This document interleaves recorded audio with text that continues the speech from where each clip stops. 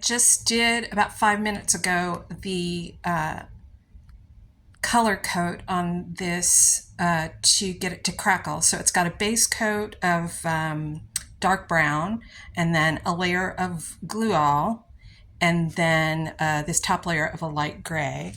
And you can see already it is crackling like crazy. This is very good. I was a little apprehensive about whether this was going to work or not, because it is humid as hell here, of course.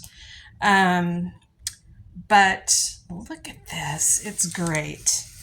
It's exactly what I wanted.